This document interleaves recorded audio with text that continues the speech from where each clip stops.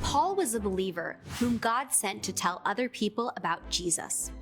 Paul spent many years traveling and meeting with people to share the good news. Sometimes when Paul was away, he would write a letter to Christians in a city to teach them or remind them about what is true. Paul was in Corinth when he wrote a letter to Christians in Rome. Paul's letter to the Romans explains what it means to be a Christian, a follower of Jesus Christ. Paul's word encouraged believers and showed them how they should live every day. In one part of his letter to the Romans, Paul wrote, "Friends, I want the Jews to be saved from their sins. I pray that this would happen. I know they want to please God. They try so hard. But they do not believe that people can only be saved by trusting in Jesus." This is the truth we must tell other people.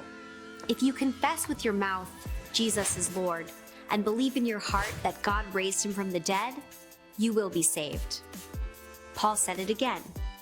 Everyone who calls on the name of the Lord will be saved. Then Paul explained why it is so important to tell others about Jesus. Before people can trust in the Lord, they must believe in him.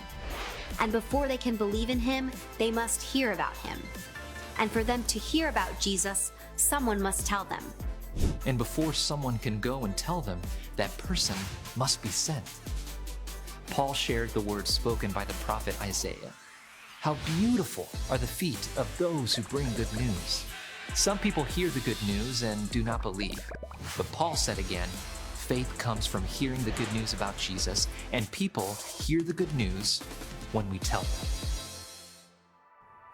Just as Jesus came into the world so that people might come to trust in him and be saved from their sins, Jesus has sent the church throughout the world to tell others about the salvation that can only be found in Jesus Christ.